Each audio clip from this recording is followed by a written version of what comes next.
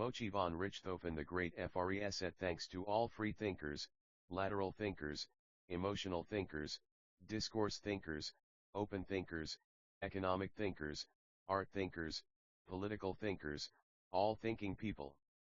Special thanks to Dr. Daniel Langhans for his epilogue. Many thanks to Alexander Ehrlich for our first brainstorming of the title The Great Reset. Thanks to Michael Ballweg, Dr. Christian Kreis, Lindy Wayu and Frank Rodel for their words 2020. In addition, many thanks to Robert Snib and Bettina Elsner for their editing. Introduction: the year is 2022 and right now the world seems to be terrified. Fear is always a bad advisor and leads many people into a state of shock. Every person is the creator of his or her own happiness and many have a strong link to their courage. Every time has its own challenges and changes never stop. Every crisis is also an opportunity. Now a new kind of renaissance begins again. Blockades have to be broken, barriers to overcome, bridges to be built. Every time has its own challenges and changes will be within the human nature. Every crisis is also an opportunity. In this book we want to show perspectives for the future and how we as the sovereign can transform the world in which we all live together, likely a Garden Eden. We are the people, we are creative, we are loving creatures and are on the steps to a new society that shapes the future positively with respect and mindfulness. Since we can repeat all of Socrates' words to the Athenians over and over again in his defense speech, one thing I know, that I know nothing. This book is also only written to reflect some pictures seen and tries to support own ideas to change the world into better. Even so, all thoughts, as different as they may be, are important and enrich each individual's mind. We are only suggesting solutions for the here and now. In a few decades everything may have changed again and new ideas will spread around. We also looked at history and realized that some things repeat themselves and humanity has to learn again and again from mistakes. But within some epochs, we humans can produce something completely new that had not yet been considered. During the French Revolution, the upper bourgeoisie went on the streets and stood for a new era. Something similar can be seen at the moment. Today it is revolution, the normal citizen, the middle class, and the artist, i.e. from all parts of society who stand up for their rights, and a new era will be formed in which the sovereign, i.e. the voting citizen, knows how to determine his position as God's creature or in the universe itself, and that the sovereign itself is able to change the present into better. A new party has recently been founded in Europe, namely in Germany and Austria, which has defined 4 pillars. DABASIS generated these 4 pillars through lively discussion and consensus building. In my opinion, these are grandiose for a precious future for humanity. 1. Freedom. The freedoms as anchored in the basic law are our greatest asset. They are the prerequisite and the space for our development and continuing development on all levels, physical, mental, spiritual. We decide independently and without fear what matters concerning the earth, living nature, and humanity, without violating the freedom of others. The state and its organs must respect and guarantee fundamental rights and at all times uphold the principle of proportionality. 2. Power limitation. The use of power to shape and develop the community is necessary and useful. The power transferred by the sovereign, the people, to persons and authorities should be limited in all functions and offices. The separation of powers must always be guaranteed, and independent media must provide comprehensive and truthful information. We are present with all our senses and always ready for an open dialogue without immediately evaluating. Being mindful means active listening and learning, observing, and applying the rules of appreciative communication. 3. Mindful handling. Being human and respecting humanity are the foundation of a free society. We live in a loving, mindful relationship with ourselves and others. With nature and the animal world, in general with all life and all being. 4. Group intelligence. We shape politics through the wisdom of the many. The development of a strong and stable society requires the direct and equal participation of its citizens. We consider many different perspectives to implementable solution-oriented ideas and suggestions. With the help of modern means of communication, we enable all citizens are able to contribute their ideas and individual potential. This book deals with only a part of what is troubling society at the moment and possible solutions which might be the right path for the future, as I foresee a free world without a great reset, as we set the future with love and peace. Anyone who wonders where all these thoughts originate, will find a literature list at the end of each section, to allow him to read up on topics of interest and form his/her own opinion. First thoughts: the more information we get, the more we will know and the more we can change. We know that we are one world and must promote economic sustainability with environmental and human health. Dignity must be the path forward to the future for companies and governments. The human nature is an interesting thing, and within this thesis we try to show that this species is able to learn and grow. Like Darwin mentioned in his theory of evolution, natural selection acts only by taking advantage of slight successive variations. There can never take a great and sudden leap, but must be advanced by short and sure, though slow steps. Thus, Darwin conceded that, if it could be demonstrated that any complex organ existed, which could not possibly have been formed by numerous, successive, slight modifications, my theory would absolutely break down. Darwinian evolution is based on competition and a struggle for survival, but in our common time we realized that education and learning are inevitable, important for our future and the basis of growth. Intercultural management might be a very important as well concerning our more and more interdependent world. The fundamental pillar of all intercultural communication is respect, courtesy, and tolerance. Understanding where potential obstacles lie in communication and adapting is good practice. We will outline the fact that an economic theory of the state or new economic ideologies within business might lead to new and better ways within our society to create a more sustainable life, which will be the basis for the next generations to grow and develop a more valuable and an equal world for all human beings. We propose that our governments might define access to accurate information is a human right, with governments of all levels supporting access and rigorously enforcing accuracy of information. The billions of us, armed with wide range of information, will turn out to be the most powerful force in the world to properly guide trading, ecology, and government to sustainability in all dimensions. Charles Darwin on the origin of species by means of natural selection, or the preservation of favored races in the struggle for life, 1859, Voltaire Candide ou l'optimisme, 1759, Friedrich Nietzsche also Sprach Zarathustra, 1886. Financial world. Finance is often defined simply as the management of money or funds management. Our modern financial world is more complex and consists of public and private interests and the markets that serve them. The financial world is based on money, and money itself is just an easy tool. Money is an exchange tool and one is able to save money. Money buys time. Money helps you meet your goals. Money makes life easier. The financial world provides capital from individual and institutional investors who transfer money directly and through intermediaries, e.g. banks, brokerage, insurance companies, and investment funds, to other individuals, firms, and governments that acquire resources and perform business. Financial performance measures assess the efficiency and profitability of investments, the safety of debtors' claims against assets, and the likelihood that derivative instruments will protect investors against a variety of market risks.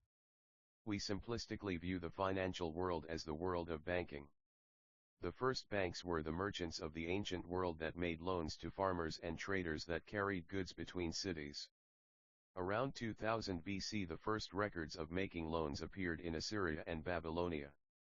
Later, in ancient Greece and during the Roman Empire, lenders made loans but also added two important aspects: on the one hand side the accepting deposits and on the other the changing money.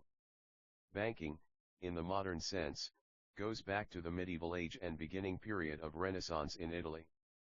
Florence, Venice, and Genoa were the richest cities at that time, and families like the Medici were the most famous money traders.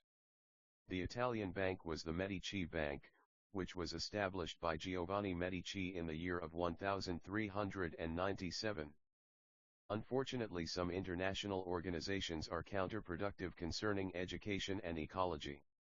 IMF, for example, limits in many ways what countries can spend on education in many ways, either directly, through limits to teacher wages, or indirectly, by imposing tight limits on overall spending or setting inflation targets that make spending increases impossible.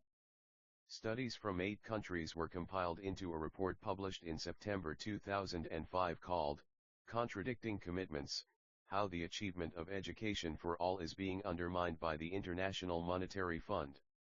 The control that the IMF has got over the monetary and fiscal policies of other countries is amazing. Some of the IMF's biggest debtors, middle-income countries such as Argentina, Brazil, Indonesia, and Turkey, and some smaller countries such as Bolivia, Uruguay and Serbia, are paying off their IMF loans and openly stating their desire to no longer have the IMF control their economy. But not only organizations such as the IMF are economically wise counterproductive here, but also our current financial system per se. How can it be that one speculates on wheat, and people in the countries have nothing to eat? How can it be that since Robert Nixon the money is no longer backed by gold, and thus money can simply be increased by simply printing more? Frank Bealey, The Blackwell Dictionary of Political Science, A User's Guide to Its Terms, 1999, Nancy Birdsall, Ruth Levine, Amina Ibrahim, Toward Universal Primary Education, Investments, Incentives, and Institutions, UN Millennium Project, 2005, Bill Breen, Generation of Businesses Will Win, 2010, Fritjof Capra, The Tao of Physics, 1975, A. Crane, D. Matten, Business Ethic, Oxford, 2010. Real economy. Real economy is the part of economy which is involved in producing goods and services. We go way back to the ancient Greek civilization, which flourished from around 776 to 30 BC in what are called the Archaic, 776 to 480, Classical, 480 to 323, and Hellenistic, 323 to 30, periods. Throughout these periods of ancient Greek civilization, the level of technology was rudimentary comparing with today, but the ancient Greeks did engage in economic activity. They produced and exchanged goods both in local and long-distance trade, and had monetary systems to facilitate their exchanges. Trade was limited mostly to local exchanges between the countryside and the urban center of city-states. Many of the goods traded throughout ancient Greek history were luxury goods, manufactured items, such as jewelry and finely painted vases, as well as specialty agricultural products like fine wine and honey. Necessities were also traded, however, for without long-distance trade, many Greek cities would not have been able to obtain metals, timber, wine, and slaves. Nowadays we still trade services and goods and need to distinguish between the manufacturing industry, the service industry, and the transport of goods, from one place to the other. Indeed, there are many connections and interactivities between various economies. But is our way of doing business as we do now the right way? Laura Reynolds, Douglas Murray, Fair Trade, The Challenges of Transforming Globalization, 2007, Jeffrey Hollander, Bill Breen, Peter Senge, The Responsibility Revolution, How the Next Generation of Businesses Will Win, 2010, Government, The Blackwell Dictionary of Political Science, A User's Guide to Its Terms by Bealey. Frank mentioned, this government refers to the legislators, administrators, and arbitrators in the administrative bureaucracy who control a state at a given time, and to the system of government by which they are organized. Going back to the beginning of Industrial Revolution and the first worldwide establishments of governments worldwide, Adam Smith contributed many founding principles for Marxism and capitalism. He felt that capitalism would reach its greatest height when government would adopt a laissez-faire policy, or as Smith called it, the obvious and simple system of natural liberty. Laissez-faire policy encourages free interplay of supply and demand to regulate economies and allows all economic behavior to be characterized by selfish and acquisitive motives. Most politicians live this laissez-faire policy and think mainly of their own advantages. In Germany, as in many other countries, parties are elected, and unfortunately the party system is a great foundation for lobbying and corruption.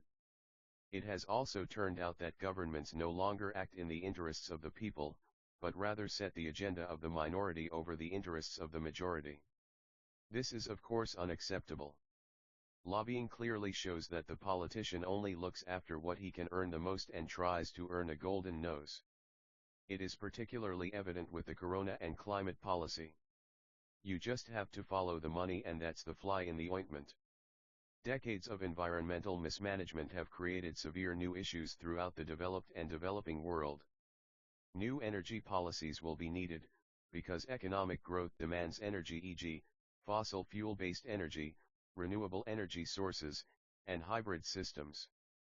Adam Smith, Wealth of Nation, 1759, Hugh H. Macon's Capital Formation Making Finders, 2007, Atif Mian, Kamalesh Rao, Amir Sufi Household Balance Sheets, Consumption, and the Economic Slump, 2011, Alan C. McKinnon, Sharon Cullinane, Michael Brown, Anthony Whiting. Green Logistics, Improving the Environmental Sustainability Logistics, 2010, Society. Ross Honeywell, who was Research Director and Business Strategist at KPMG and is currently Research Director at the Social Intelligence Technology Group Limited, has been researching social patterns for more than 15 years.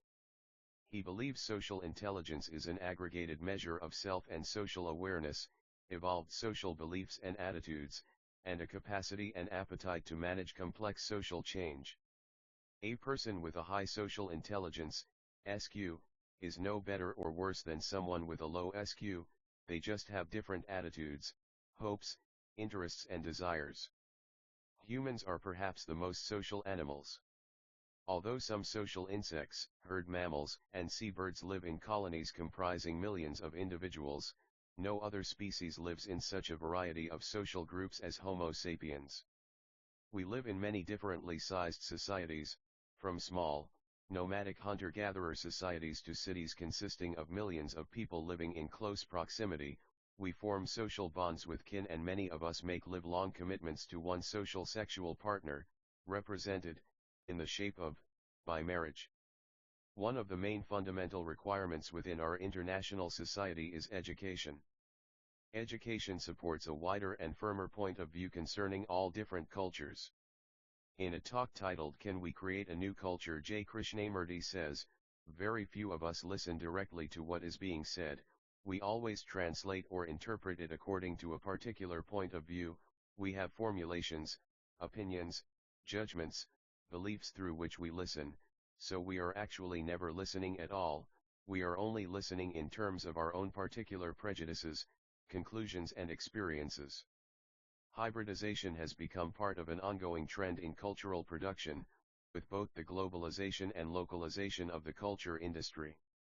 Transculture is not merely the mixing, blending and synthesizing of different elements that ultimately forms a culturally faceless whole.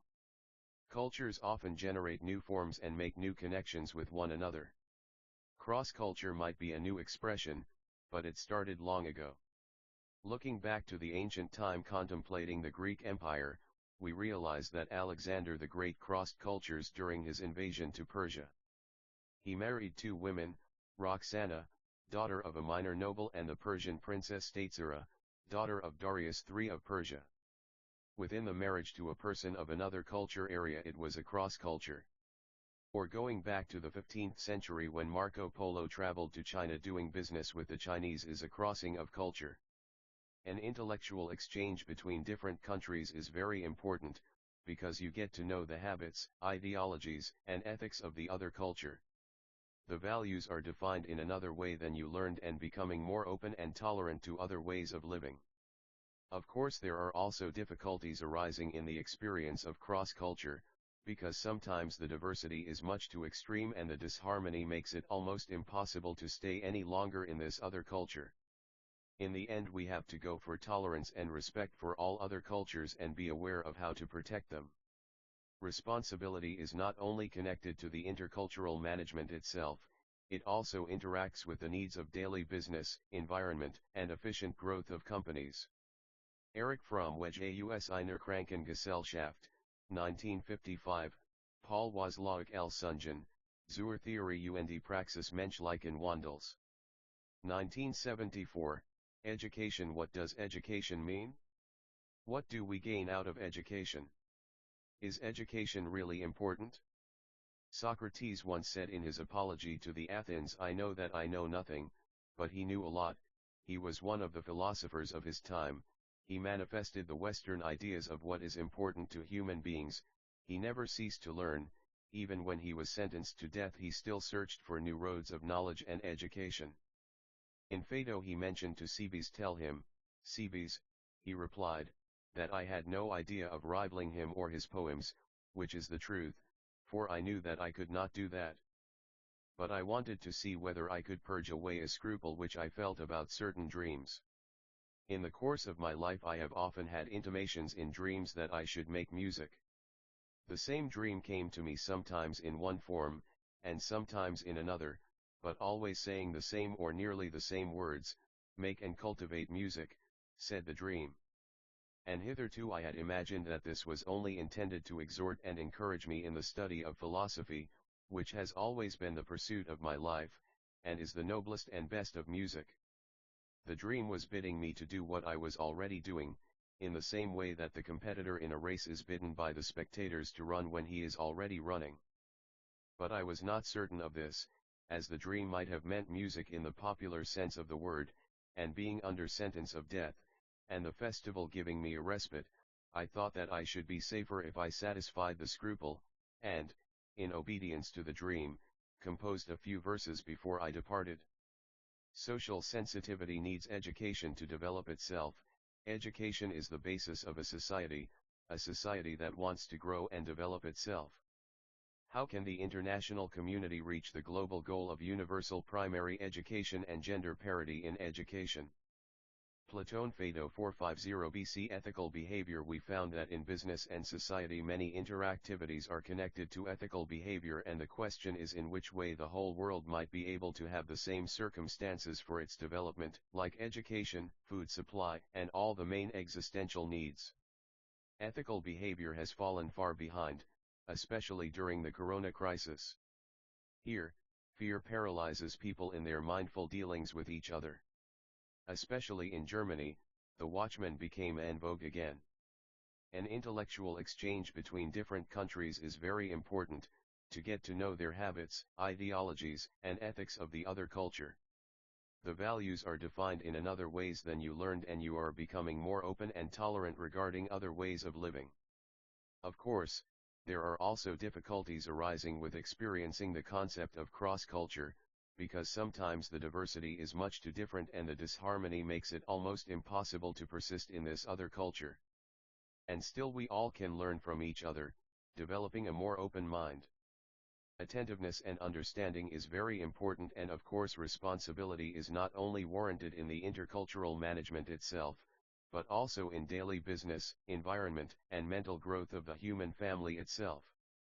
Hofstede. Intercultural management. Media journalists manipulate us in the interests the powerful others. So far it has been considered a conspiracy theory that leading media manipulate us citizens with propaganda techniques. As an insider, Udo Ulfkit revealed what is really going on behind the scenes. In his book Gekauft Journalisten, Bought Journalists, you can find out in which lobby organizations which journalists are present, and also look behind the scenes of those organizations that influence our media one-sidedly, such as Atlantic BRCKE, Trilateral Commission, German Marshall Fund, American Council on Germany, American Academy, Aspen Institute, and Institute for European Politics. Finally, it becomes clear, diversity of opinion is now only simulated. Because our news is often pure brainwashing. Especially right now in 2020, when the coronavirus, the crown of the propaganda creation, blinds the masses with falsehood and obscures their true vision with fake news. Goebbels would have been delighted. A democracy thrives on open discussions about the important issues. Unfortunately, these discussions rarely take place in the leading German language media. In which newspaper could you read that a Mr. Buckby was against the shutdown from the start and even addressed Ms. Merkel in a video message? We live in an age of mass idiocy, especially media mass idiocy. If you look at how one-sided the local media, from TAS to Welt, are reporting on the events in Germany about COVID-19, then you can really see disinformation on a large scale, flanked by the technical possibilities of the digital age. Then you can only notice that globalization has led to a deplorable mass control in the media world. Something similar has happened and is still taking place with regard to Syria and other trouble spots. Too often it is forgotten that journalism and the media operate a for-profit business.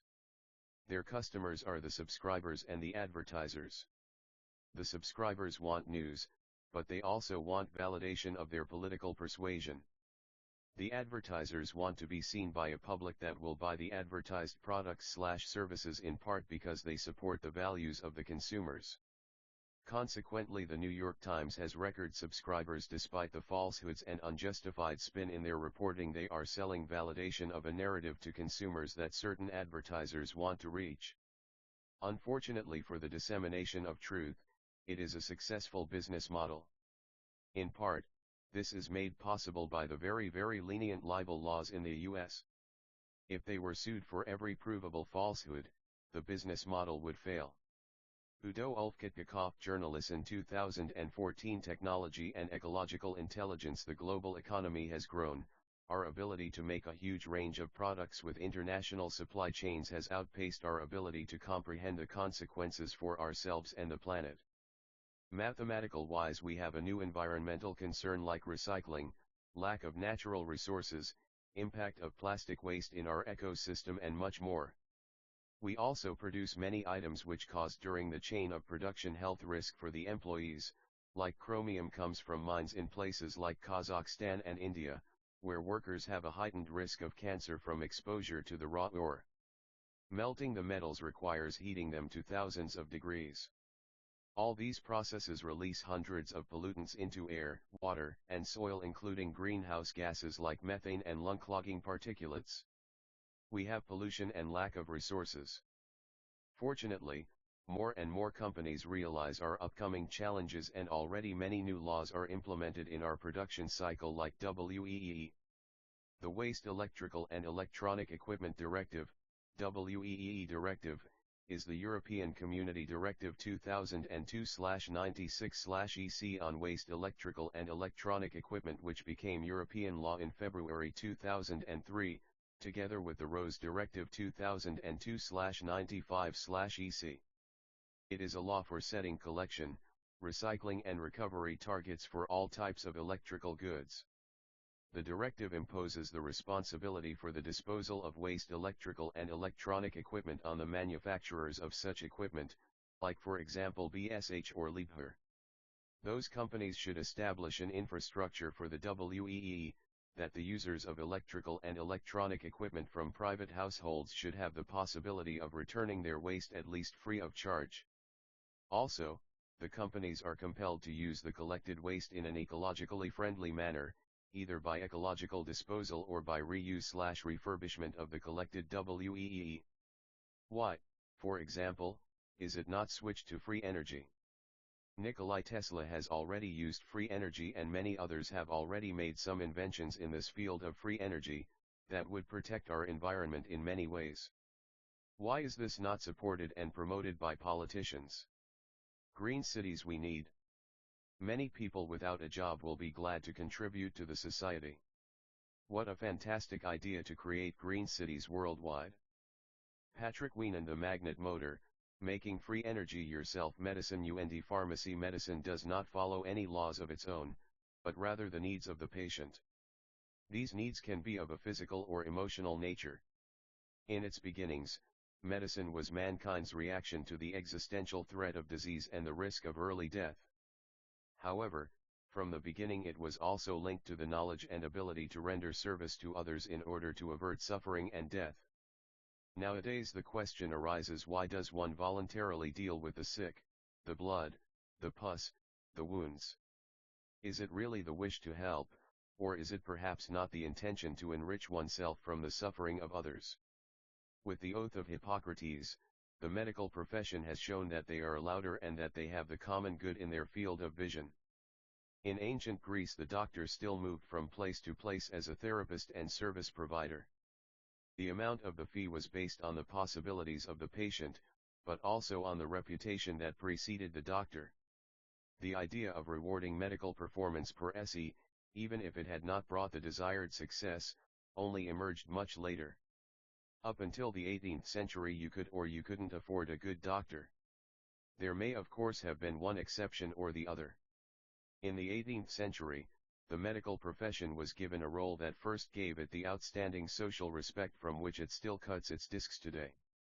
When Johann Peter Frank wrote his great work System einer medizinischen Policy as the basis of the new health policy around 1790, he set the direction together with other authors of the time in several European countries.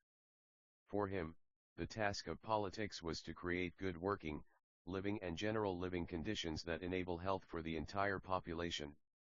Which, of course, was a very brazen goal, but also made the doctor the advocate of the population. Health was necessary in order to know the worker and soldier healthy for the country. In the late 1800s and early 1900s there were many schools all over the world that taught eclectic medicine, botanical and herbal medicine, holistic medicine, homeopathy, and naturopathy. These schools were not in line with the pharmaceutical drug-pushing agenda of the Rockefellers and AMA. Therefore Mr. Abraham Flexner was hired by Rockefeller and he traveled around in the US to examine the hospitals. He was a supporter of medicine other than that based on scientific research. His Flexner report had a huge effect on alternative medicines. William Avery Rockefeller and his family monopoly and investments in pharmaceuticals, and their hand in prohibiting hemp farming in the USA was a big deal. Eugen MNCH, chairman of the supervisory board of RHN Clinicum AG, stated on October 12, 2005, "I even claim that medicine is essentially a consumer good. Consumption can hardly be described as services of general interest, but rather belongs to what we describe as economy. And this is where pharmacy comes into play and enriches itself with people's diseases. In 2020, vaccinations will no longer be checked very carefully, but greed for profit on the shoulders of fear has now come to the fore. Alternative healing methods have already cured many people. Why are these doctors still haven't earned enough recognition all over? A lot needs to be changed here so that people's health is the main aspect for the Medicaans and greed evaporates." Abraham Flexner, Medical Education in the United States and Canada, a report to the Carnegie Foundation for the Advancement of Teaching Law is containing civil law, public law, and criminal law. The study of law is embedded in a larger academic context that enables cross-connections to political science and economics and provides an ideal framework for dealing with questions at the interface between law, politics, and business. The regulation of society and the economy under the conditions of globalization as well as the interrelationships between law and social transformation is in the focus.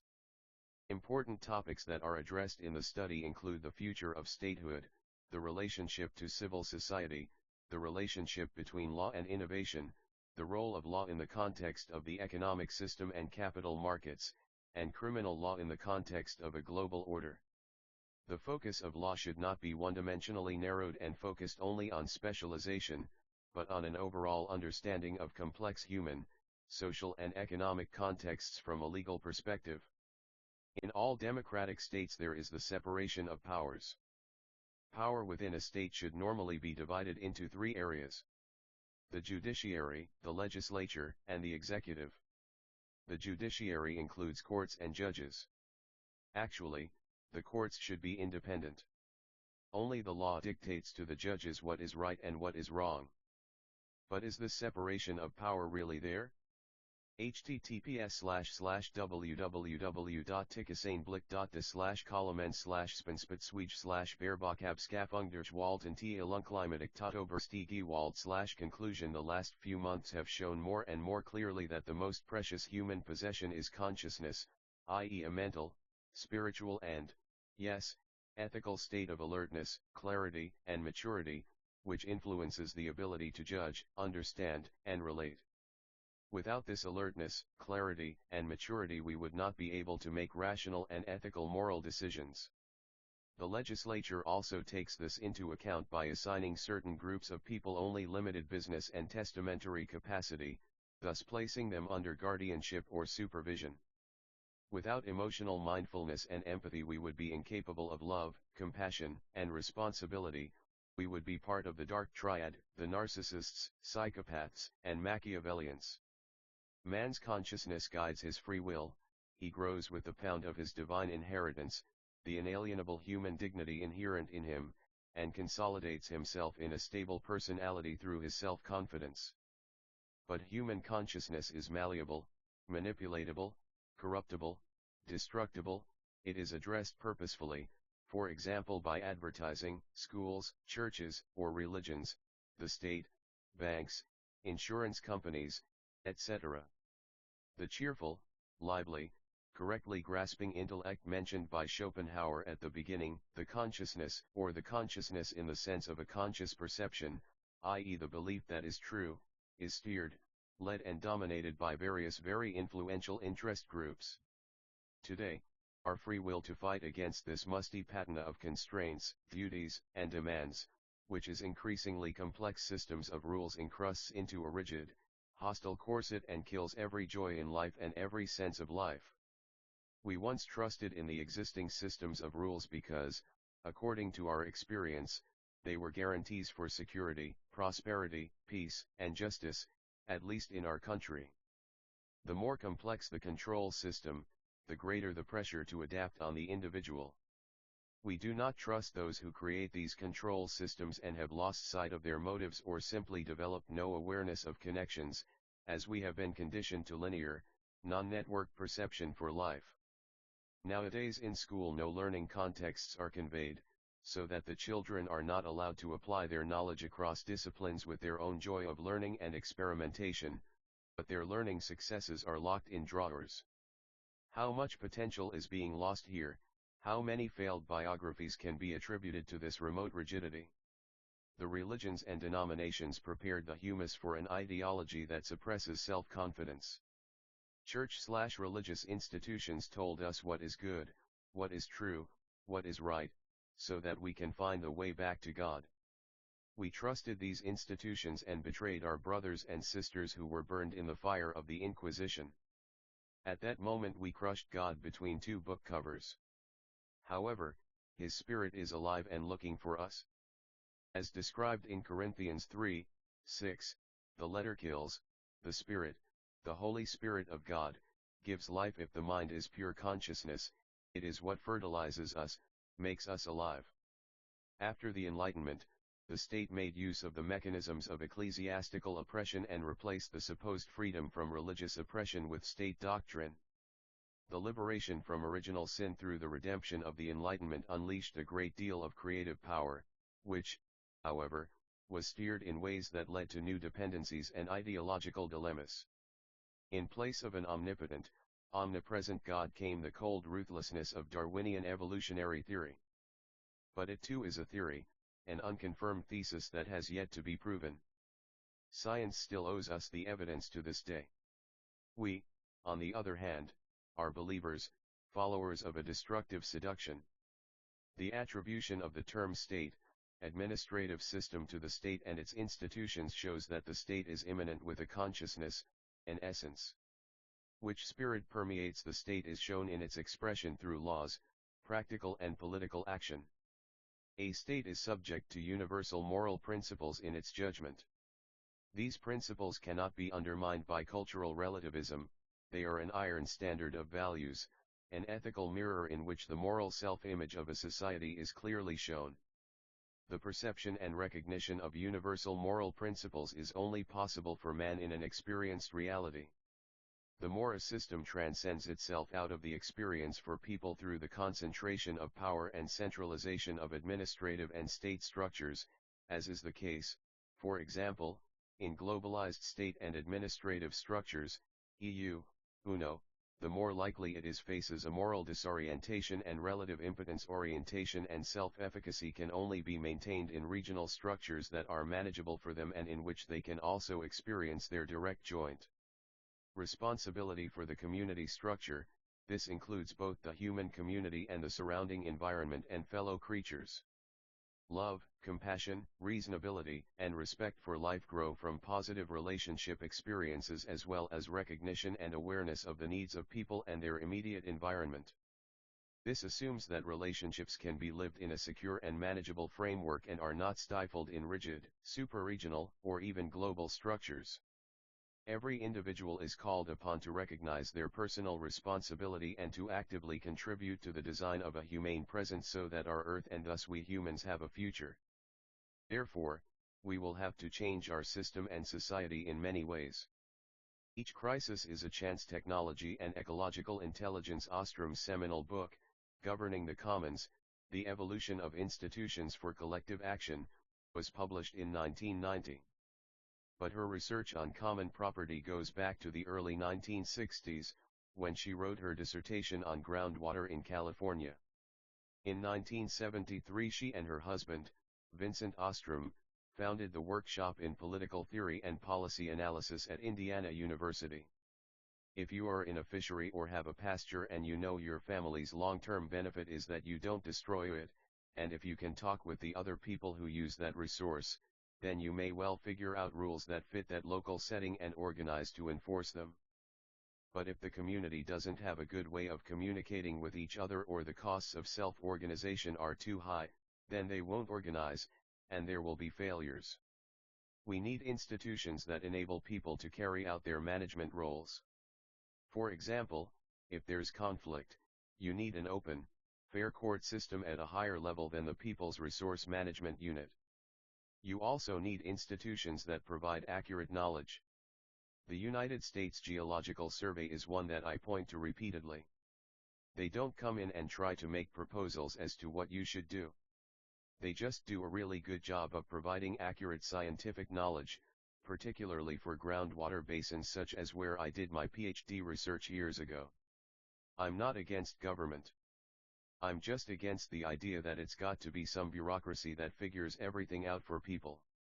To manage common properties you need to create boundaries for an area at a size similar to the problem the people are trying to cope with. But it doesn't need to be a formal jurisdiction. Sometimes public officials don't even know that the local people have come to some agreements. It may not be in the courts, or even written down.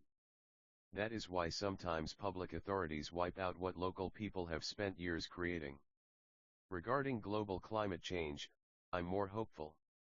There are local public benefits that people can receive at the same time they're generating benefits for the global environment. Take health and transportation as an example. If more people would walk or bicycle to work and use their car only when they have to go some distance, then their health would be better, their personal pocketbooks would be better, and the atmosphere would be better.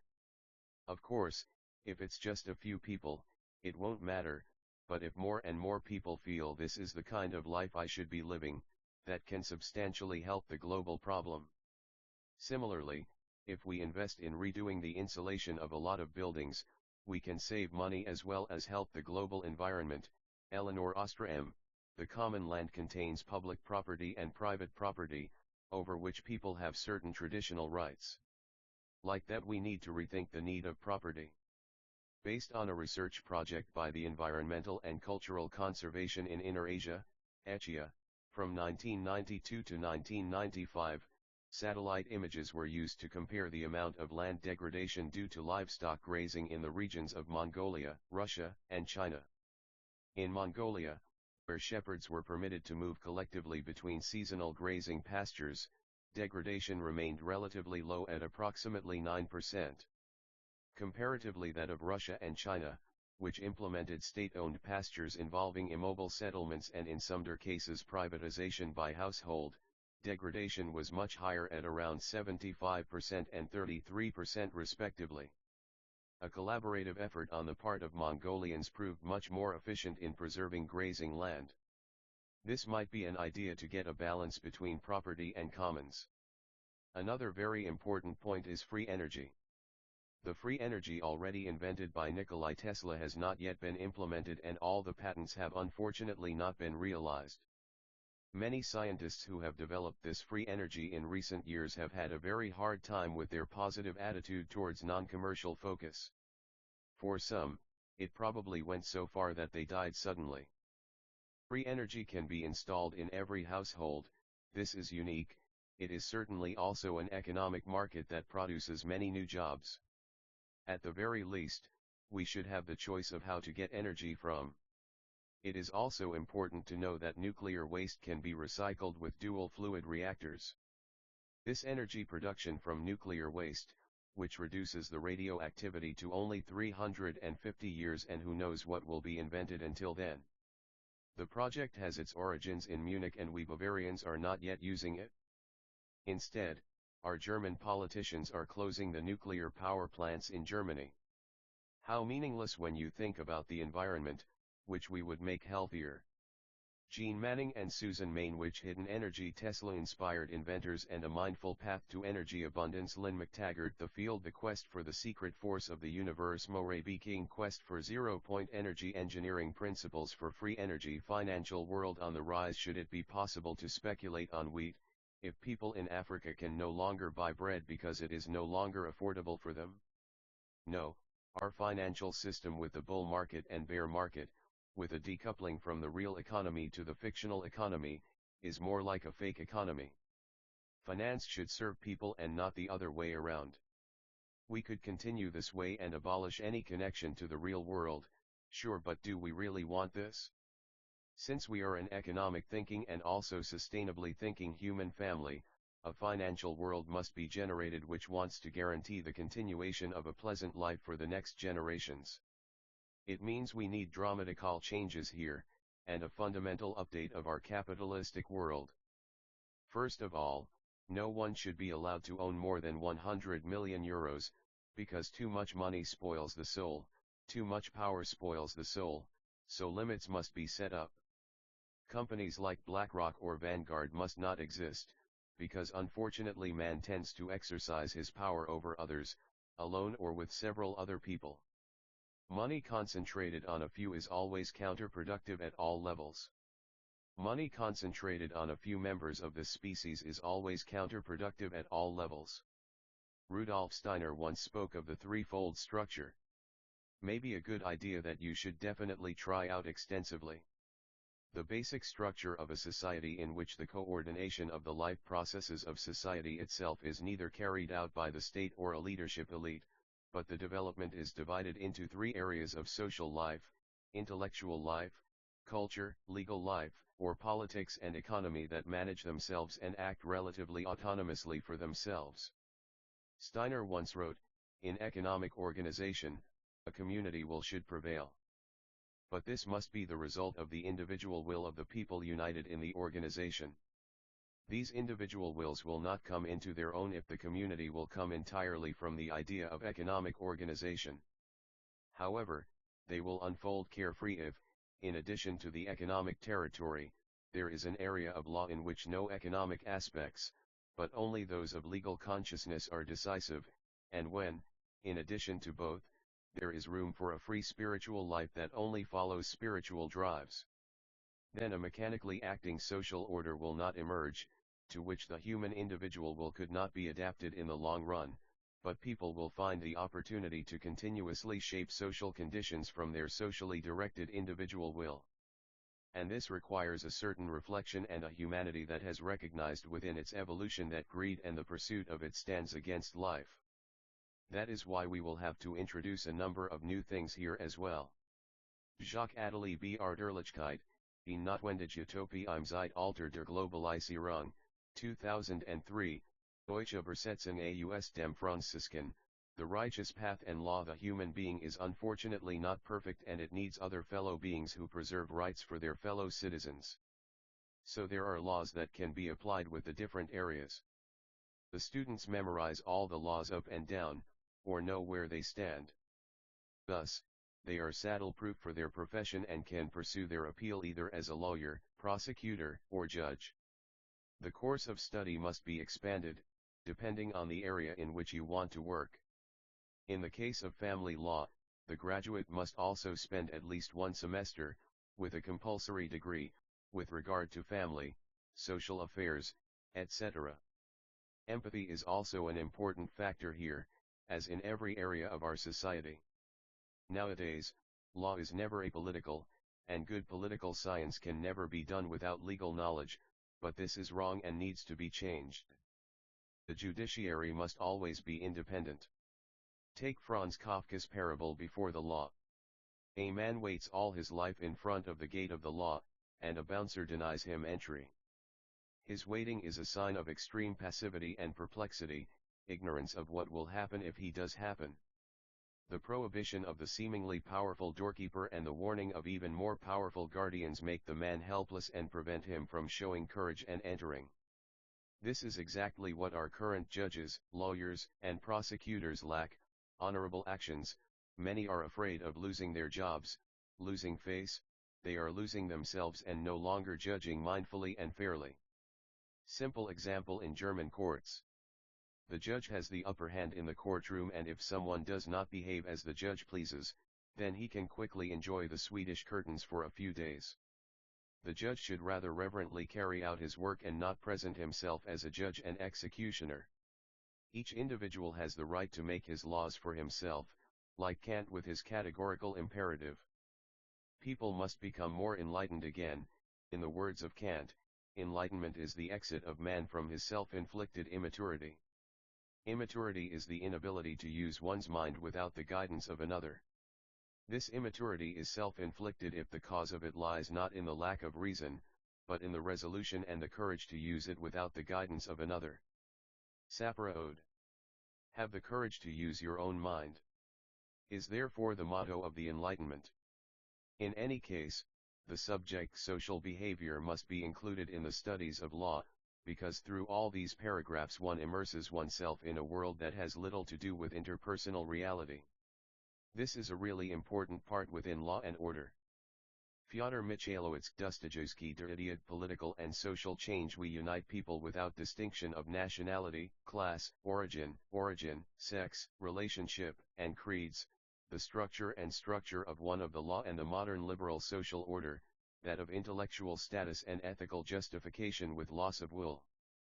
We stand for mindfulness, attention, and responsibility in the sense of personal and external responsibility, and follow the principle of subsidiarity, in which all people have equal rights and belong to each other.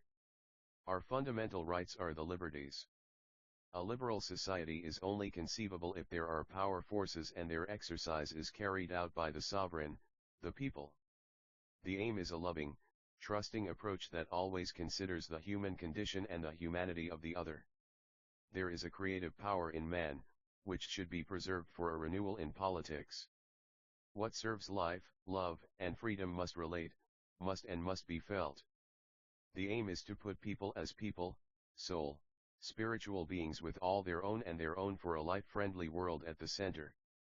Care must be taken that all living spaces renew the following rights: social life in the sense of freedom, economic life in the sense of fraternity, and legal life in the sense of equality. This also means that the person recognizes that he is part of the whole. It is part of the world, of nature, which also includes animals and plants. This means that man fully respects this world and this nature, regulates for it and makes it healthy. Human dignity is inviolable.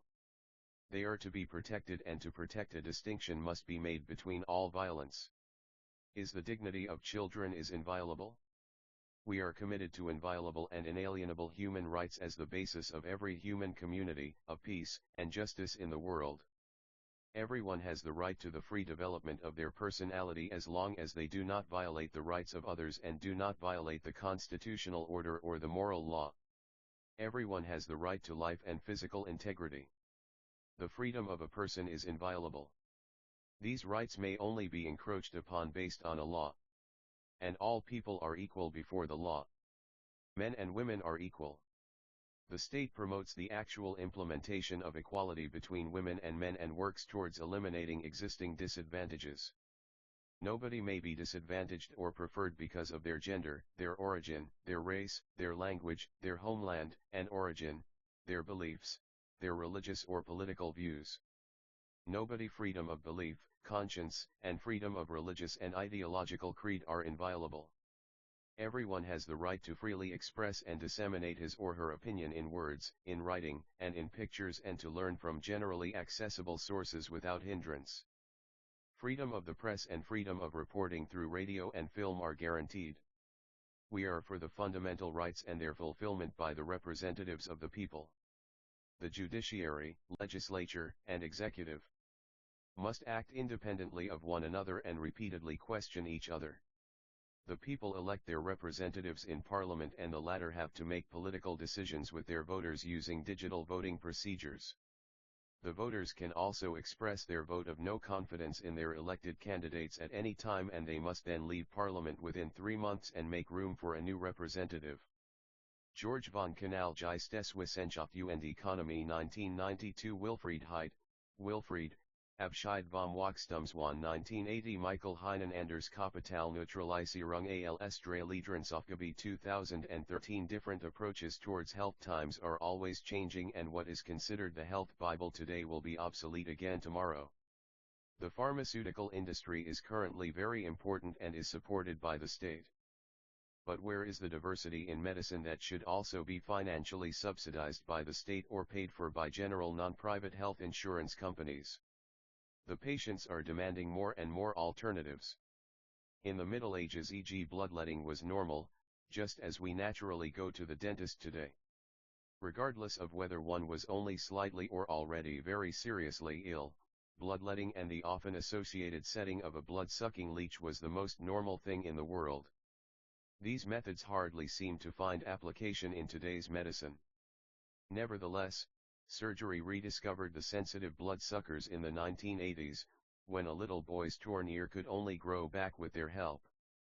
Diseases per se can often be treated in different ways.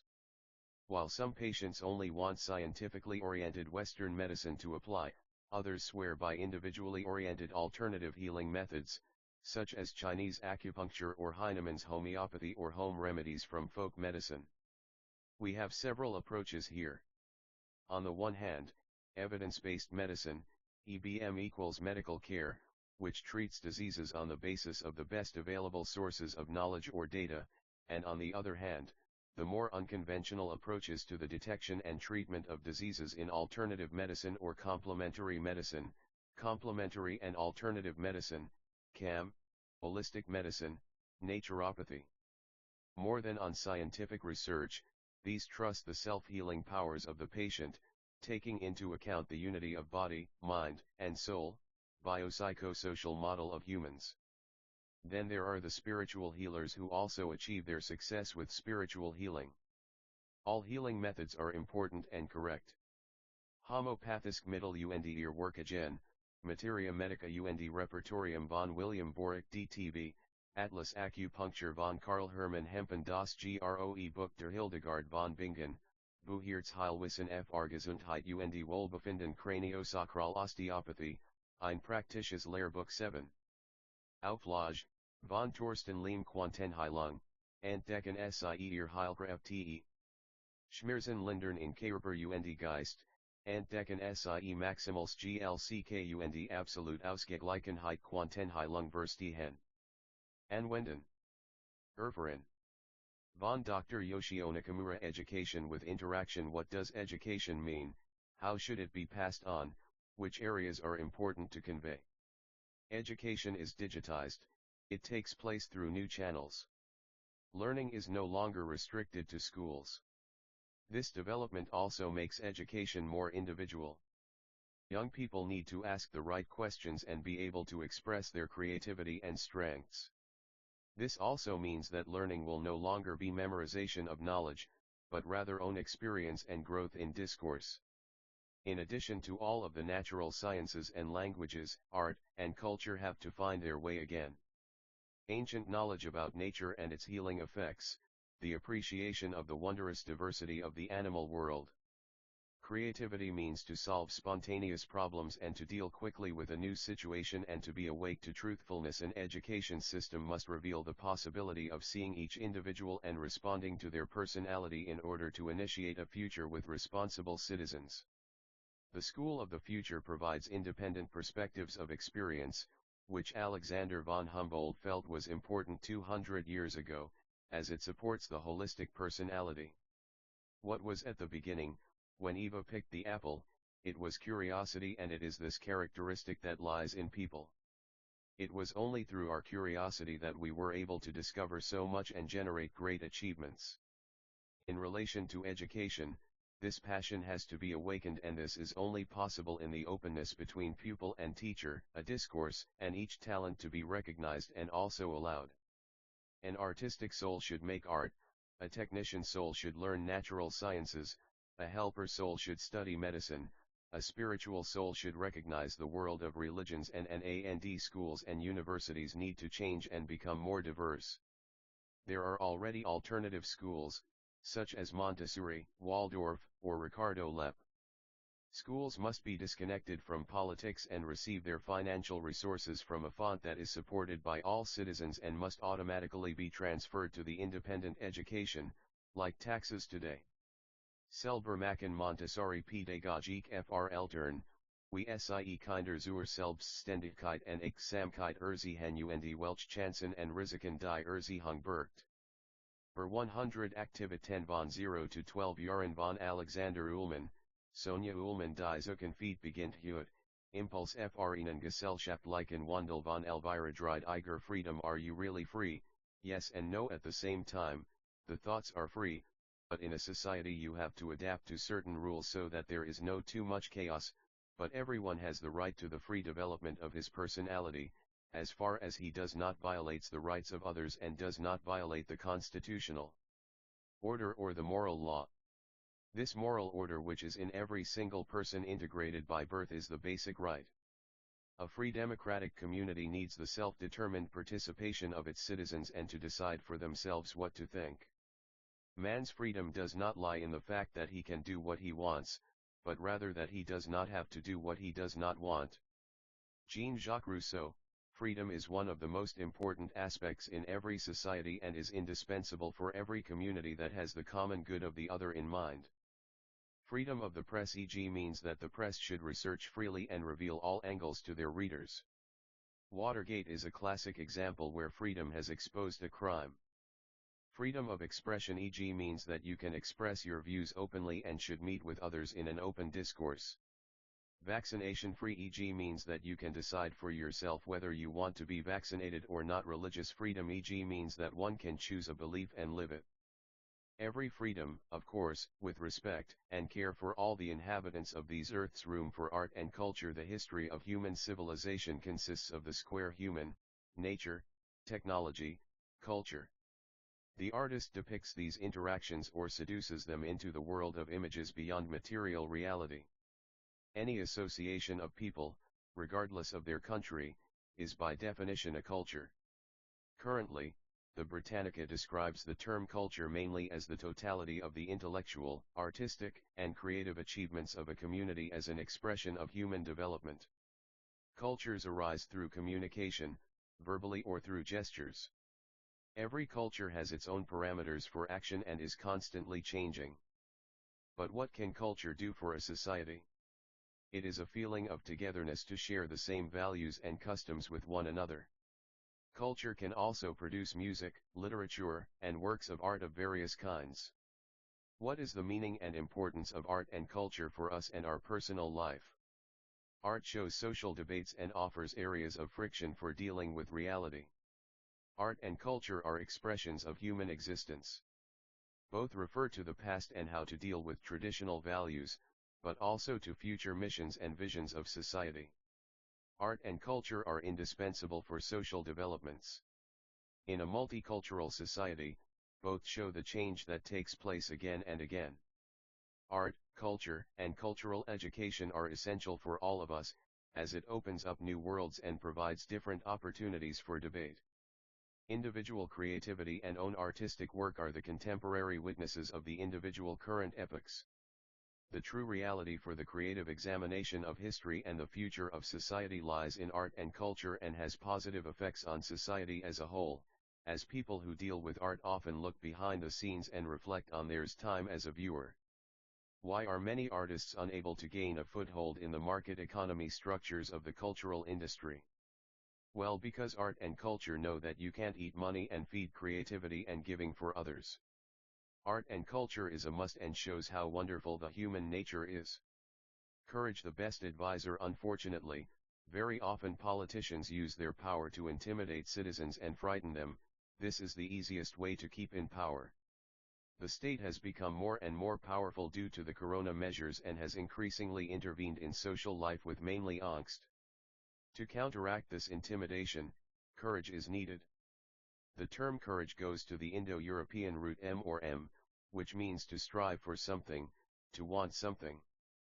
If you want something, you have an idea, a goal, and also the quality of letting courage triumph over fear. Courage is often compared to heroism, because the brave risks setbacks, losses, and barriers. He has to endure failure, too. But courage does not mean that one is not afraid, but it is the overcoming of fear. Fear is only a companion of courage. Now the question arises, how can we spread and support the courage in society? We need more fun and joy, because that generates strengths in yourself, himself, and herself. A study has shown that positivity is a fantastic instrument in getting over difficult situations. Thus, we should promote positive feeling in all areas of our society. Negative thoughts and attitudes are exhausting, at the same time they undermine self-confidence. Self-confidence must be supported, the courage to believe in one's abilities. Politics and the media in our society must support courage, and especially in education courage and fear must be better dealt with. We as the human family need courage for our future. Love, the most important power. We only grow and learn when we have a challenge, so look at this as a new challenge. What can I do to grow in my relationships with other people? Love is the most important thing. Our culture is driven by our ego's needs, which means that if we are important, we have a chance of being recognized as wonderful, great, or admirable. We have to start love ourselves. Love is what we live for and is truly the most important thing in our lives, whether you're a king, queen, or a person who lives on the street, whether you're poor, unemployed, alone, struggling, old, or rich. The real activity of greatness is shown through love's actions of kindness, compassion, helpfulness, and caring. Still, unfortunately, in our culture, we think of love as mushy and weak, even helpless. As well, we tend to think about love superficially as though it isn't something not real. But we have to remind us when we fell into love. Love is our true nature. Love is mighty and powerful to awaken, transform, and even bring healing. Through love we receive understanding, mercy, joy, and forgiveness. Through love most all our emotional needs are met. Through love we feel worthy and valid. Through love we serve a higher purpose and unite in a higher calling. Love gives deeper meaning to everything. As we allow love to lead the way, we are given vision how to do it better. Through love we find our sense of belonging. It may not come through the form of family, but through others who are close to you and who you care about and who show up for you. We operate best when we move through our days with love and goodwill, which allow us to release fear, hurt feelings, and negativity. Only through the power of love do we truly feel we're not alone and that all is well. Help to make a better world through my love. Help to care and to grow more caring and to carry love in your heart and show love in your actions in how to treat others and how to allow them to treat you. Help to be cleansed of all reluctance to love, of bitterness, fear of hurt, and memory of hurt. Let love wash over and clean all that is holding you back. Help to break free into forgiveness of all things past and present. Help to move past all misgivings and unfair treatment you have received or given. Help to rise to the bold, brave, beautiful occasion to love every day and to love as many people as you can. And to forgive yourself when you fail. Help to rise above criticism and judgment. Help to create bridges of love to others and to take a moment to love strangers, nations, friends, neighbors, and family, and especially when you disagree with them. Epilogue: each of us is free to make our own decisions. The fact that freedom does not mean subjective arbitrariness but is bound, yes, bound, to an objective order, we are able to realize by the global corona war. When the number of several 100,000 people who gathered in Berlin on August 1, 2020 was diminished by almost all media to 17,000 or 20,000, it was clear that the freedom of the media is tied to the reality of the irreality which lies in some insane brains. This reality cannot simply be ignored by journalists. Freedom is bound to truth, to the objective. This reveals that freedom is always as well a freedom for good. Each of us can use our own freedom for good. A daily growing number of people have now realized what was planned with the whole mankind and why Corona should be an instrument for implementation. Rabbi Yitzhak Amnon told us in September 2020 what to do with the New World Order hatched in backrooms. But these plans are now history, because humanity, which was declared the real enemy of the earth by the Club of Rome in 1991 in the document The First Global Revolution, has awakened. Each of us has got the opportunity to realize the good in every moment of our lives. Realizing means, really making, i.e. translating from possibility into reality, where, despite the transience of everything earthly, it remains secure forever. Just as the testimony to human dignity given by Hans and Sophie Scholl and their courageous comrades in arms remains awake forever. Usually, says Viktor Frankl, 1905 to 1997, man sees only the stubble field of transience, what he overlooks are the full barns of the past. In fact, nothing is irretrievably lost in the past, rather, everything is indelibly secured. Dr. Daniel Langhans.